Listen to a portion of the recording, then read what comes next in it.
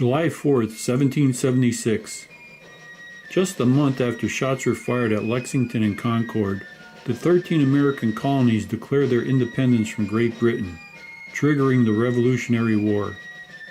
That year, the Board of War called upon men from the Wyoming Valley to join General George Washington and the Continental Army.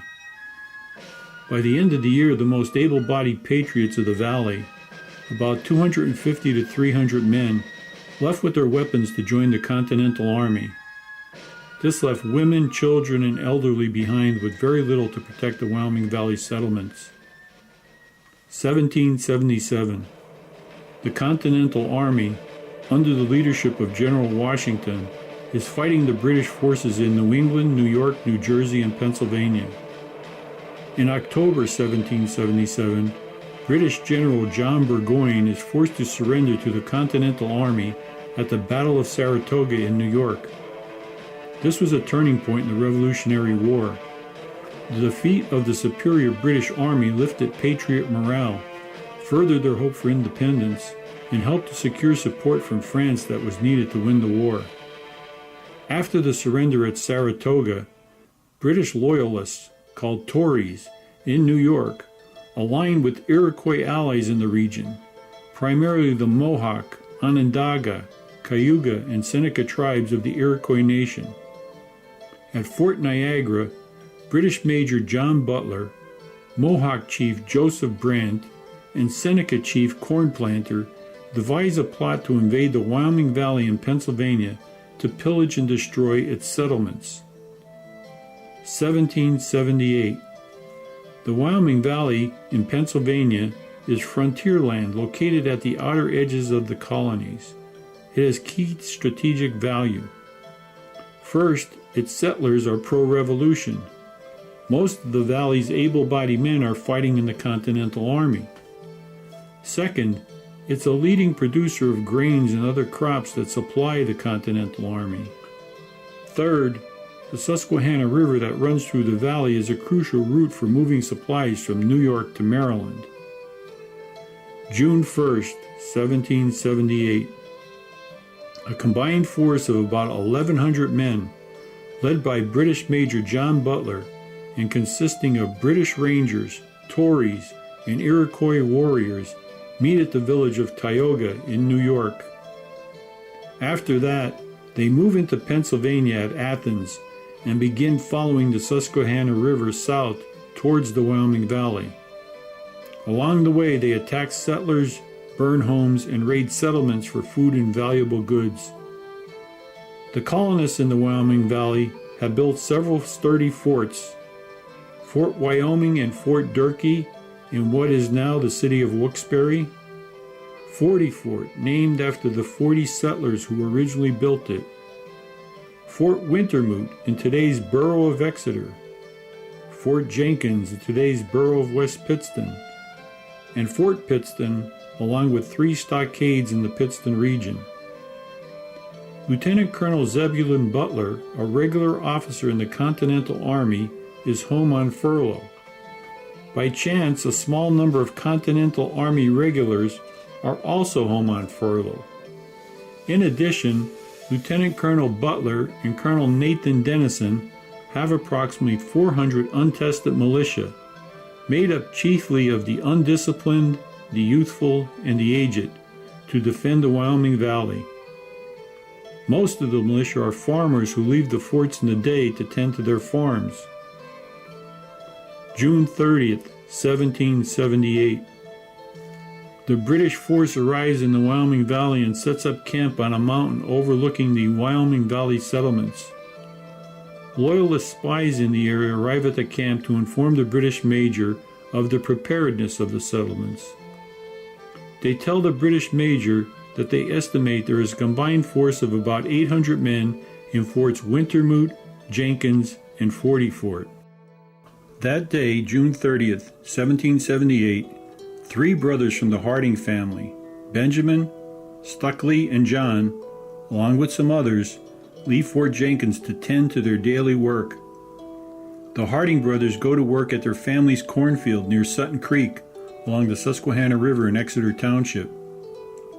As evening approaches, They begin making their way back to Fort Jenkins when they are attacked by a group of Iroquois warriors. The Harding brothers put up a fight.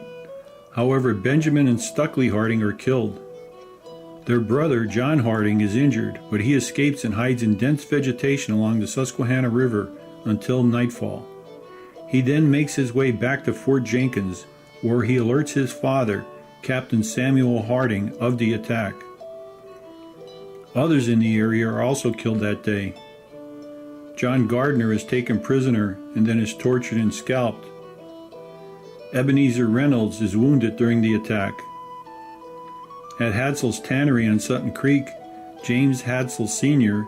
and a man named Quoco, an African American, are captured, tortured, and slain. Daniel Carr, who was also working at the tannery, is captured. He is later taken to Upper New York State, where he is held prisoner for several years. James Hadsel Jr. was farming on Three Sisters Island in the Susquehanna River near Ransom. He is attacked and killed. Fortunately, Daniel Wallen, a boy named Rogers, 11-year-old John Hadsel, and Stephen Harding Jr. are able to evade the Iroquois warriors and return safely to Fort Jenkins. The men who were killed by the Iroquois warriors in what has come to be named the Harding Massacre were the first casualties in the Battle of Wyoming. In addition to the killings, colonial scouts report that about 50 canoe loads of enemy and large parties of Tories and their Iroquois allies are gathered on each side of the Susquehanna River. Word spreads quickly throughout the Wyoming Valley, causing settlers to rush to the forts for protection. Messages are sent to General Washington, who is near Valley Forge. Washington agrees to send troops to reinforce the Wyoming Valley militia. Lieutenant Colonel Zebulon Butler takes command of the colonial militia who gather at Forty Fort. Colonel Nathan Dennison is his second in command. Some of the militia are sent to recover the bodies of the slain. The bodies of the Harding brothers are buried near Fort Jenkins in today's West Pittston.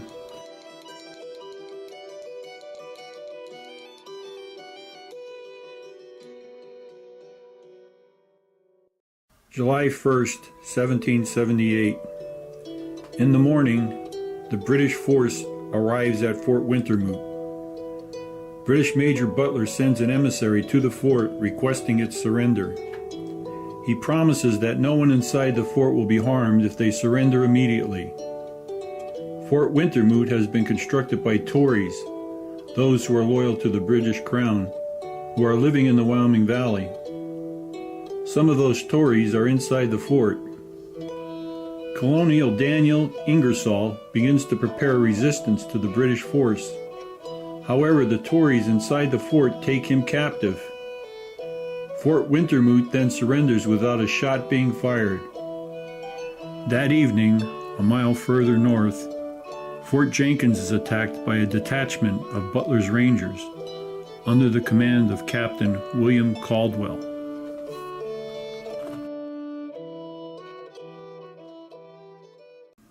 July 2nd, 1778. Fort Jenkins surrenders. Only 17 older men defended the fort from the attack by Butler's Rangers. 4 were killed, 3 were captured, and those remaining surrendered. Next, British Major Butler sends a message to Forty Fort, demanding that all forts and militia in the Wyoming Valley surrender immediately. In return for their surrender, he promises not to harm the militia as long as they never fight again in the War for Independence. Colonel Nathan Dennison is at Forty Fort when he receives the message from the British commander. He quickly assembles the militia. Captain Lazarus Stewart, speaking on his own authority, informs the British commander, "I will never give it over to Tories and savages, but stand it out to the last and defend it to the last extremity."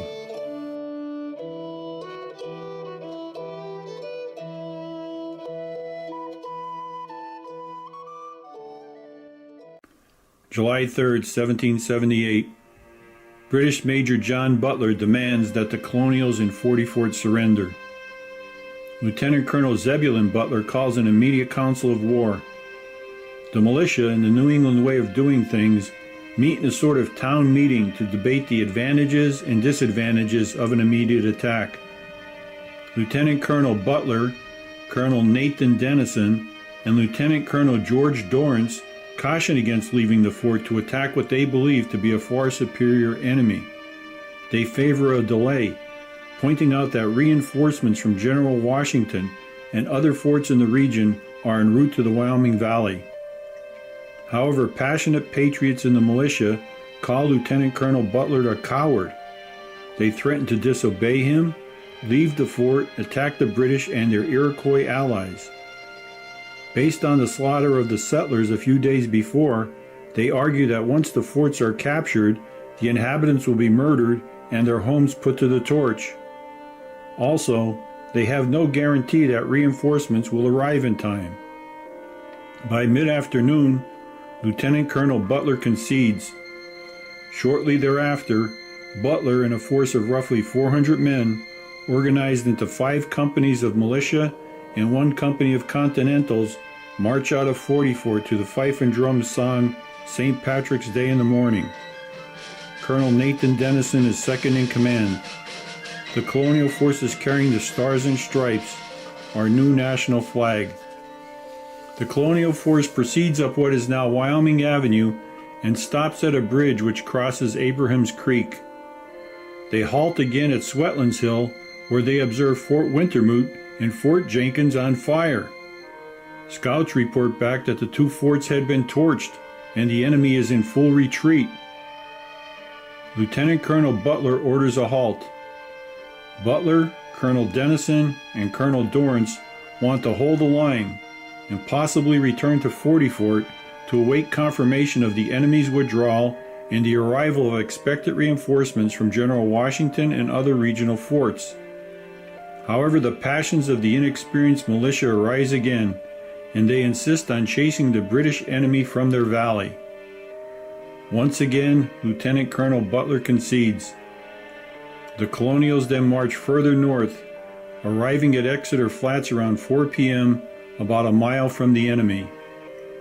As they approach Fort Wintermoot, Lieutenant Colonel Butler and Colonel Dennison form their 400 militiamen into a single line to prepare for battle. Lieutenant Colonel Butler taunts the enemy as he deploys his men for the battle. He yells, "Come out, ye villainous Tories! Come out and show your heads if ye dare to the brave Continental Sons of Liberty." When the British force ignores his demand, Butler gives the order to attack. After firing 3 unanswered volleys, the Colonials advance to within 100 yards of the British position. At this point, the British Rangers open up with a deadly volley of fire. Then, the Iroquois warriors, who are hiding in the marshlands and woods, attack the Colonial militia's flank. The Colonials had been lured into an ambush. The Iroquois warriors attack with vengeance, using maul, tomahawk, and spear. An attempt to reform the colonial line quickly turns into a frantic rout as the inexperienced militiamen panic and run. The Battle of Wyoming lasts about 30 minutes. Then the Wyoming Massacre begins. Many of the colonial soldiers run towards the Susquehanna River in an attempt to escape. However, the Iroquois warriors pursue and catch them. They are either butchered, killed, and scalped in the river, or they are taken captive and later tortured and killed. According to survivors, following the battle, the Iroquois pursued, tortured, and killed 30 to 40 colonial soldiers. About 60 colonial soldiers escaped the massacre, including Lieutenant Colonel Butler and Colonel Dennison. They all flee back to Forty Fort. Later that day, Lieutenant Colonel Butler and 17 of his soldiers go into the mountains to avoid being taken as prisoners of war. As evening comes, Queen Esther, the French wife of an Oneida chief, learns that her son had been killed in the Battle of Wyoming. To take revenge for her son's death, she orders her Iroquois warriors to bring her 14 or more colonial militia captives. She orders her warriors to forge each of their heads onto a large rock. She then dances and bashes the head of each captive with a war club. the Iroquois throw the brutalized remains of the soldiers into the nearby Susquehanna River so as to avoid the potential of a traditional burial. Today, the rock remains a historical site and is covered by a cage to deter vandalism. Some say it still has a red hue to it from all of the blood of the colonial soldiers.